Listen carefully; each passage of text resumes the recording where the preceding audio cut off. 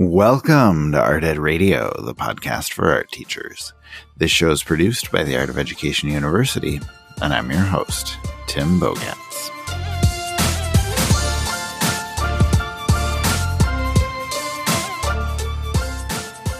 Now, student engagement is something that we should always consider when we are planning our activities, planning our lessons, thinking about what we're going to be doing in our classrooms.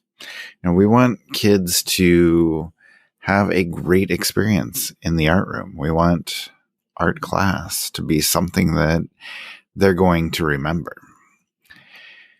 And something I talk about all the time is building a sense of community in your classroom. You know, kids want something to belong to. And when you get kids engaged, you know, that community starts to develop. They want to be a part of what's happening in the art room on a day-to-day basis, and part of what's going on in the art room in a much bigger sense as well. And, you know, all of that can be driven by just making sure that the kids are engaged with what you're doing. And sometimes that's about excitement. Sometimes that's about relationships. Sometimes that's about just finding quality content to present to them, good artists, exciting artworks that you can talk about. So, to discuss all of these things today and to share some great strategies for what you can do in your own classroom, my AOEU colleague Chelsea Fleming is here. I will let her introduce herself, but she's here. She's waiting. She is excited to talk about engagement, so let me bring her on now.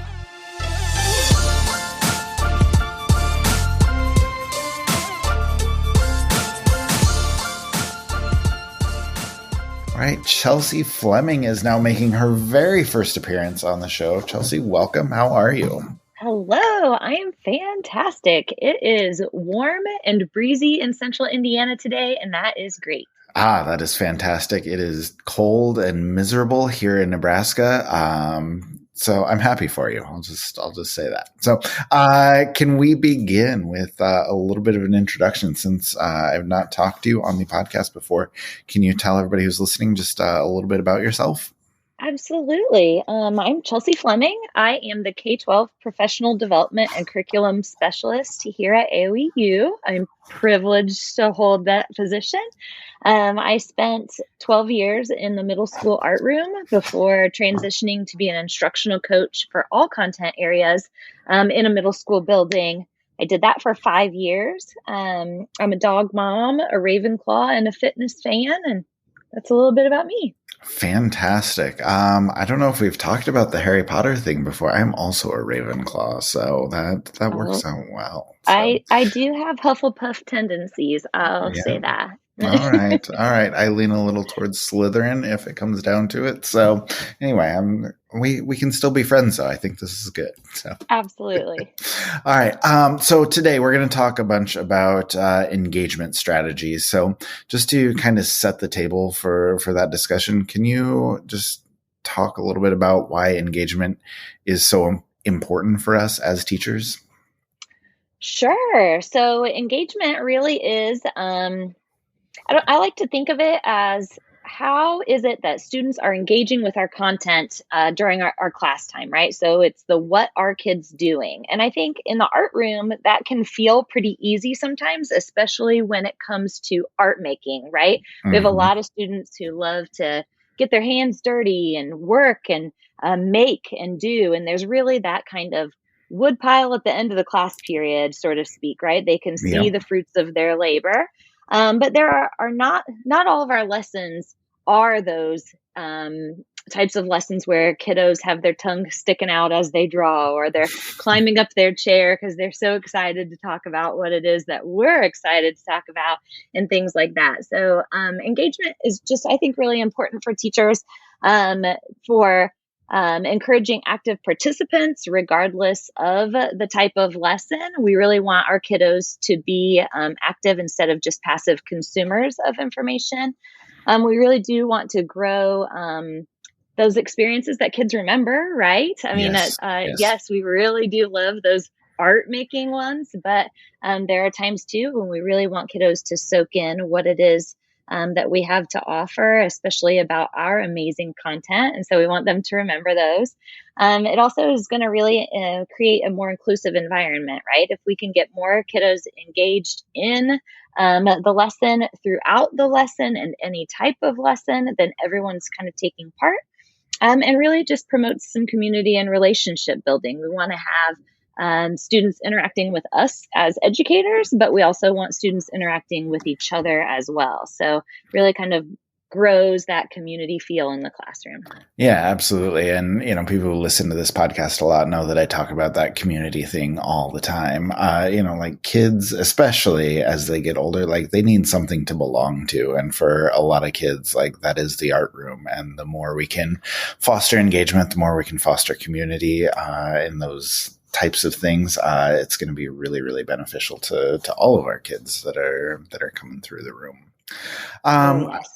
I wanted to ask you also, just I guess as kind of a way to know where our students are, at any given point with what we're teaching. Can you explain Marzano's levels of engagement and, like I said, how we can use those to tell where our students are with regard to engagement?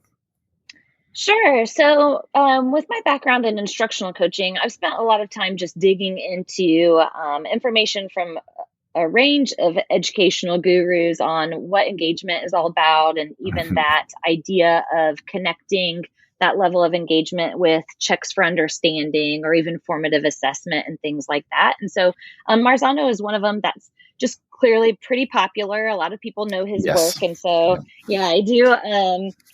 Really enjoy digging into the things that he has to say because it often creates some common language, right?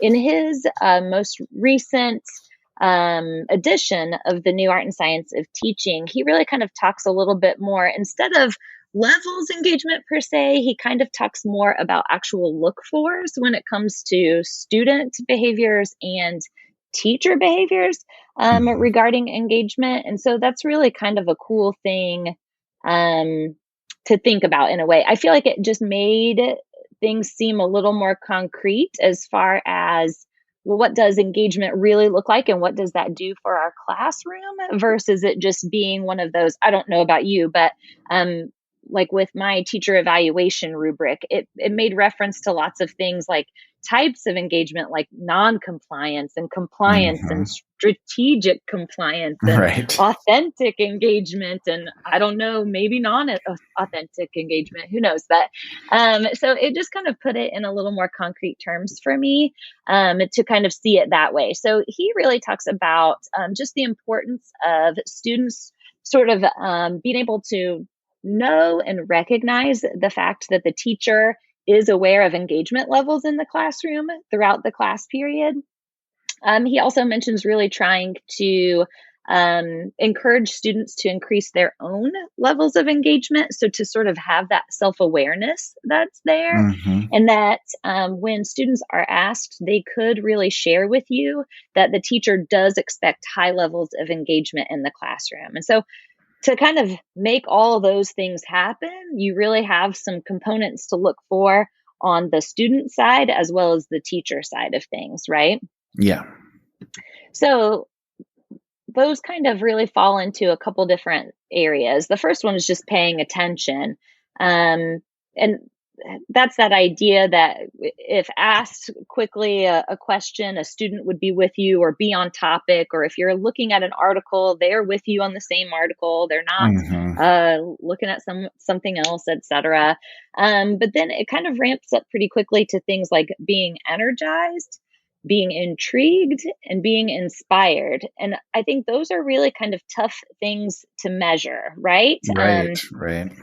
So that's sort of like, we can check for those things visually. We can even ask a student how excited about something they are or how intrigued or inspired they feel, but that really kind of falls back on the student to be self-aware and to really think from their perspective.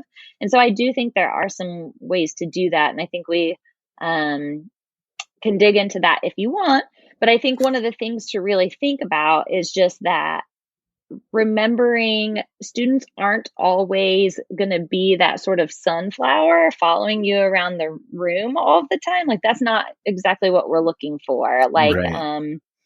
we really want our students to be actively engaged and participating, not just listening, not just watching us, not just waiting for the next thing. We really want their brains working that entire time as well. And that may even look a little different than we would expect or we would think maybe even our administrators would expect. But I think we're kind of used to that as art teachers, right? That our classroom sometimes looks a little different or student learning might look a little different than in others. Yeah, So for sure. ultimately, Well, hey, can I interrupt for just a second? I'm oh, sorry. for sure. I am at the level of being intrigued by these ideas. But when we're talking about energized or being intrigued or being inspired, like we can't expect that our students are always going to be inspired, right? Because I'm thinking about like, hey, fill out this self-reflection or let's do this critique. Like, those are, I don't want to say necessary evils, but those are things that, we want as part of our all of our instruction, like to have a good arts education instruction, you need to be doing all of these things, whether or not they're always exciting. And there are ways to get students more engaged, but can we expect them to always be inspired, or is that just something that we shoot for with particular things? Like, how does that look? Sure. I think that's really a balance thing, right? I mean, how exhausting would it be if you spent the entire 7 hour school day completely inspired and excited and, Right. Right. goodness gracious, there has to be some of that downtime, right? So, Yeah. yeah, I think it is just that balance that there are going to be times when kiddos are really just going with the flow and they're doing what you ask them to do. But we Mm-hmm. really hope to encourage those times where students are doing a little more of the thinking than we are, or at least we Yeah. kind of hope to get that way, where they start asking us questions and they want to know more and they want to, sort of pick up what we're putting down. So I think it really is just finding that balance of what is it that we can do throughout a class period to make sure that we've got everybody with us as we're moving. But then you also do have that balance. There needs to be those times when it is a little less inspirational or energized or exciting, because we do need to strike that level there where we can let our students have that excitement and not get burnt out from class to class or day to day or hour to hour and so on. Okay, cool. Thank you. And just before we move on to other stuff, like any big takeaways, like for people listening, what are the takeaways from Marzano and just seeing if your kids are engaged? Sure, thank you. I'm a rambler, clearly. Okay.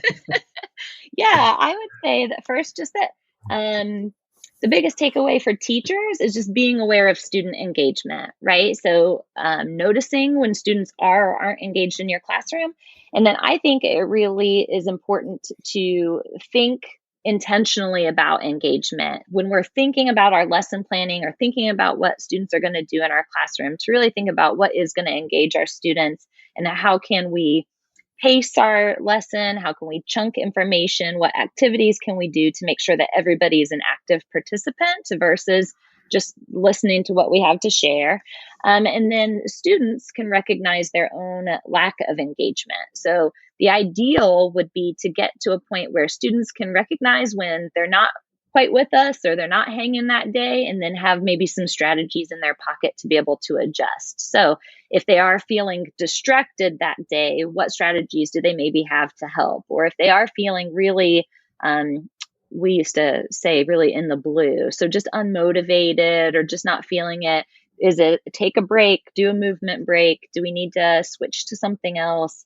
Do we need to stand up for a little while? Just some of those things that can help kiddos bring it back and bring a little bit of self-regulation to then stick with us throughout. Okay. That's an awesome explanation. So thank you. Next thing I wanted to ask about, I have always thought that, starting off class is really important. Just getting kids hooked at the beginning really leads to engagement throughout the time together. So I guess my question for you is, like, what are some of your favorite hooks or openers or anticipatory sets when you're starting lessons? Yay, that's fun, right? The get everybody excited from the get-go part. I love that. Yeah, there's a lot of things you can do. I know that there's some books out there and some people out there who talk about things like adding a little Vegas to your lesson or some of that glam or teaching like a pirate type of stuff. And I love when teachers have excitement and they are the type of personality where they'll dress up or act things out or do things very dramatic to get things going and excited. But I don't feel like everybody fits that mold. And I I'm was going to I'm say, not that that's not my person. personality at all. So, Yeah, that's not me either, but I know there are a lot of people it is, and that's fantastic. But there are some things that you can do that don't require quite such that personality. Starting out with simple things like thinking prompts or quotations, movie clips, images to take a look at and think about. I really love even nature photos or photographs of mhm. things that are just interesting or strange or cropped or some thought provoking tidbit or even asking kiddos to start with maybe a creative writing prompt that in some way connects with the topic at hand or Yeah. even opportunities for students to share their opinions is a great thing, or at least as a former middle school teacher, my students loved being able to give their opinion on just about anything. So opinions sharing is great.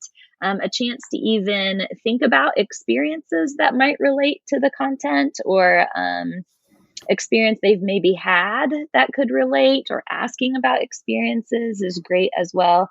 Anything to really kind of bring students in. It doesn't always have to be such a tight connection. It doesn't have Mhm. to be necessarily, oh, look at this artwork by this artist, and then we're going to go on and create something specifically about it. We can think about things like themes. Maybe the artwork that we're looking at has to do with something. Gosh, I don't know, something big, some big theme, like maybe about identity or things like that. We can really pull from that theme for that content versus necessarily digging so deep or so specific into artists that might be inspiring or artworks that might be inspiring. We can look at other things like um, images, prompts, quotes, clips, etc. Yeah, that's a lot of good ideas. Okay, so I'm just sort of thinking my way through a class here. Like we've got them hooked, we've got them engaged with things. And, at the very beginning of the interview, you talked about how art is just inherently an engaging subject, but that still has its limitations. And so, we've done our anticipatory set, we're in a lesson, but, what if that lesson's taking a long time? You've been working on things for quite a while, or it just becomes a little bit too much. Like, how do you continue to keep students engaged through a lesson that's maybe not as exciting or a lesson that's running for a long time? Like, how do you keep them engaged and involved with that? Oh yeah, I love that you mentioned that even those lessons or units or focuses that might just be going for a long time, right? Because yeah, Mm-hmm. holding attention can be just as difficult as getting the attention, right? So Yeah. the first thing to consider is really chunking content. And I like to really think of it. I had heard this thing, and who knows if it's even research based at this point or who I heard it from. Um, but I had heard to really kind of think about student attention spans in sort of chunks of time that match with their age, right? So if I'm teaching 13-year-olds at this moment, then I really need to kind of think about keeping my chunks of instruction into about 13-minute chunks. And Mm-hmm. it's just at least a good rule of thumb to kind of think about at least um, being aware of the fact that a full 50-minute class period is probably too long to try to stick with something, even if it is something that we enjoy doing. So, breaking that task down into smaller chunks, or at least giving breaks at certain time increments, like every 10 minutes, let's take a quick movement break and get up out of our seat, or Hmm. every 15 minutes, let's do a quick check-in and maybe walk around the room, do a gallery walk and see where everyone's at and things. So just kind of chunking up the lesson a little bit. Also doing pulse checks, right? Even just those quick check-ins. How is everybody doing? Do you need a break? How do you feel? What questions do you have? Kind of opening that dialogue and then honoring that. If students do say they need a quick break or they Yeah. could use some help or need to kind of come back to something a little later, checks for understanding are great too. So those simple, maybe you have a 3-question quiz planned and you are going to save it until the end of the class period. Why not put that in the middle if it's something that doesn't depend on the information that's coming later? Because then that splits things up, gives everybody a break, and then they can get back to the task at hand. Or, maybe you're doing some voting on an online platform or doing a quick little vocabulary quiz to review for something going on later in the week. Some of those activities can happen throughout the class period. We don't necessarily have to kind of pile everything together. Everything doesn't necessarily have to be, here's my intro, here's all of my instruction or all of the doing or making, and then here's the end. We can kind of mix things around a little bit, right?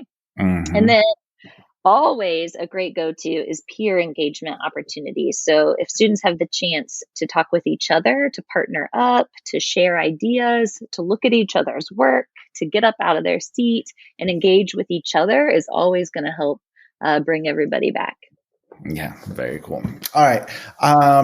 The other thing that I was thinking about as you were talking is just the students who don't want to be engaged at all. Like, I know that's a big problem for a lot of secondary teachers, but you see it at every level. So I guess what would your advice be for students who are not or don't want to be engaged? Like, how do you motivate reluctant learners? Yeah, the first thing I'd say is don't take it personally, right? That Yes, it's yes. not you. So, yeah, I would say just do a little bit of perspective taking maybe and consider what might be that something that's causing that barrier with that student. And it may be something completely out of your hands. However, there are a couple of things that you can try out. And I think I'll kick back to Marzano again on this one. He has some different things that you can consider based on what might be going on with that learner. So, for instance, maybe this is a student that has that real fear of failure. They either have sort of that perfectionist, and I'm not going to try it unless I can do it exactly Hmm. right.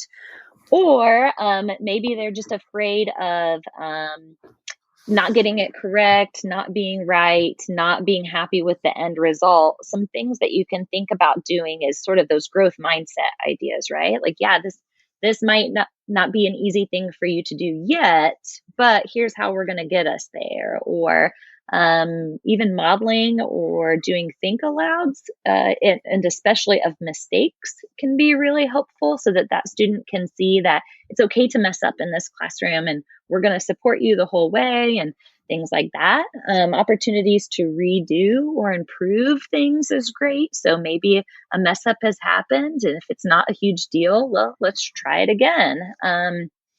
Also, making sure you've got some clear objectives happening. I really love the structure of we will do this today so that we can ultimately accomplish said thing, and we'll know we have it when we've done this.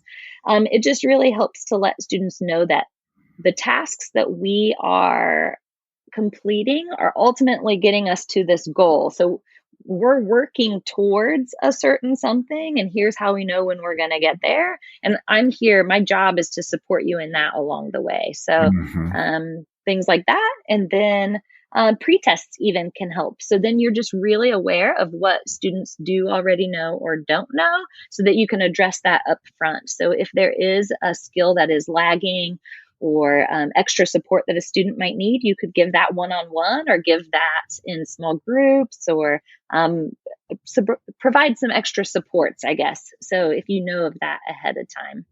One of the other things would be lack of background knowledge or experience, right? That's just Okay. something that our students are just kind of reluctant because they really don't know nothing about that. And it's Oh, just sort of like they don't have necessarily that anchor there of an experience or something they already know to kind of tie them to or give them that interest.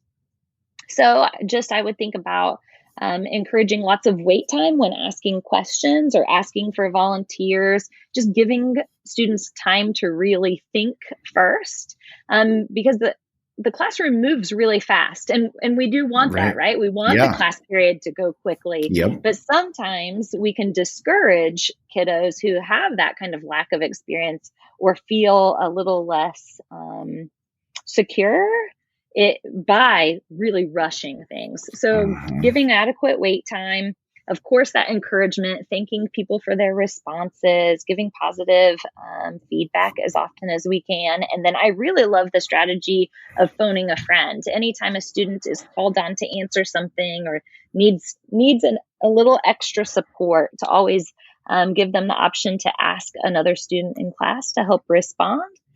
I think one of the things I would suggest with that one is if a student is able to phone a friend and ask them to answer for them, that you then go back to that same student and ask them whether they agree or Yep. whether they would have answered that way, or to even just repeat the answer back. So, yeah, go ahead and you tell me that answer as well. So then they've also still engaged with you in a positive way. So then you can also give that praise for their answer too. Okay. Um, yeah, and the last one would be really lack of connection, and I think that's honestly the biggest one. And we kind of talked about this earlier. Right. Right. Having that connection in the classroom to you and to the other students in class. So that's another reason a student might be reluctant. And so I would encourage some self-reflection there as the teacher. Am I offering some differential treatment in any capacity? Am I not engaging that student? Is there anything I could do to build that relationship with them in a better way to encourage more active participation? One of the ones I really love is just greeting students at the door, and saying something to every single student as they walk in. Or there's even one where you can sort of set a challenge for yourself to spend 2 minutes talking to that student about something non-school related for 10 days in a row. Yeah. Yeah, to just really kind of deep dive with them a little bit, right? Giving kids opportunities to talk about themselves, especially, gosh, and at the middle school level, that was a huge one for me, right? To ask Yes. questions to where they could talk about themselves I was was gonna a say that's great. big at the high school level too. Like kids love anything that's about them. So yeah. Yeah. So, yeah, just building that connection is a huge one as well. Oh, that's awesome.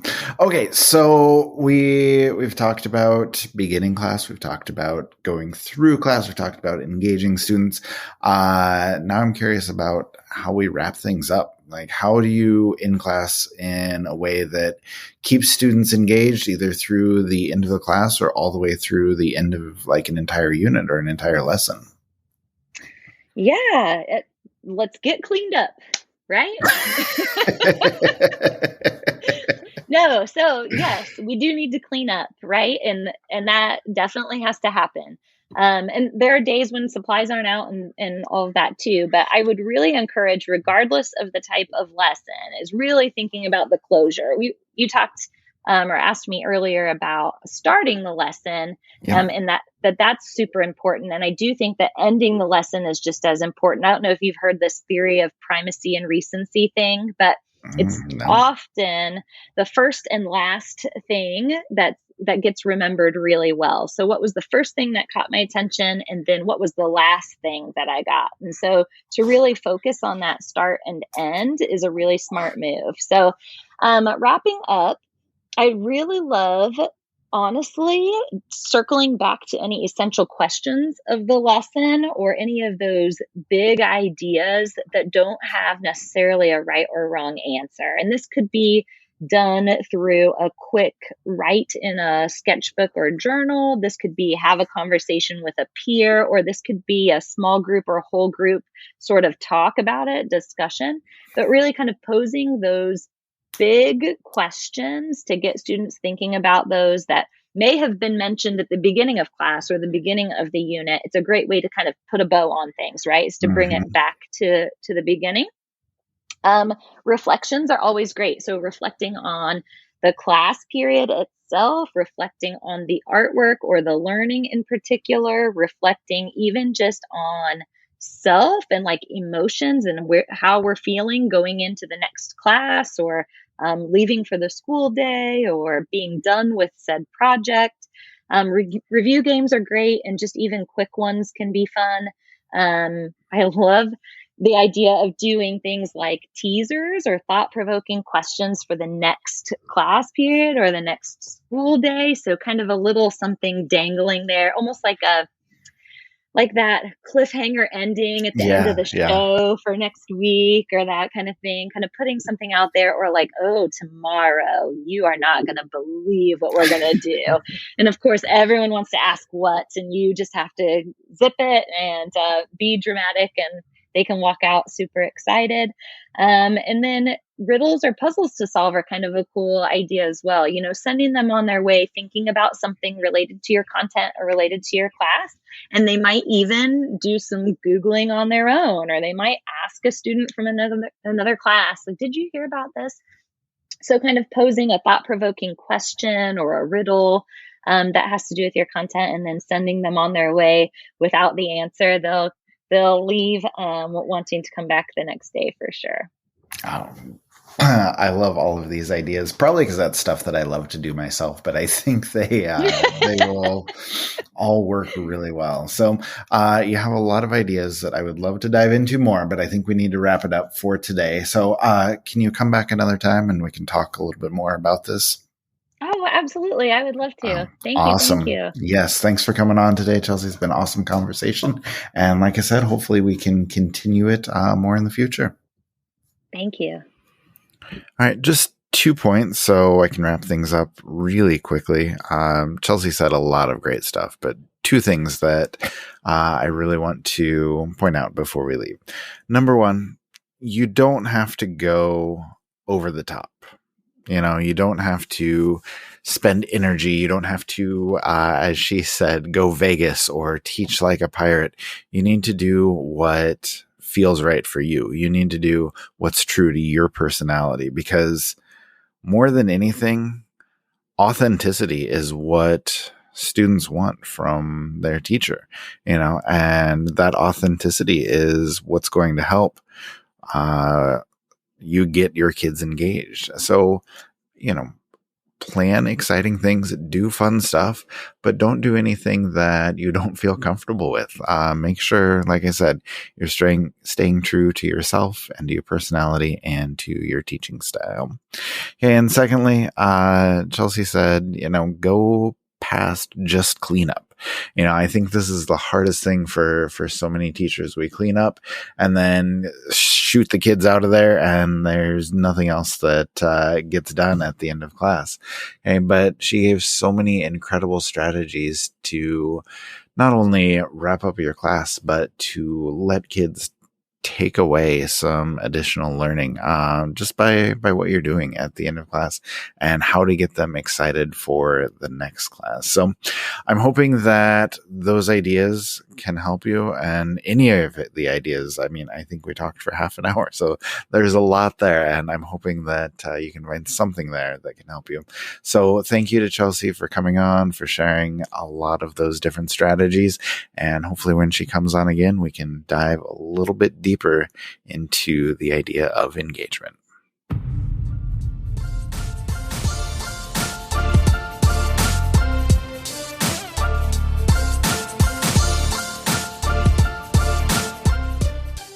Art Ed Radio is produced by the Art of Education University with audio engineering from Michael Crocker. Thank you, as always, for listening, and I will be back next week with Kyle Wood and a quick introduction to Arts Madness, something I think you're going to enjoy. We'll talk to you then.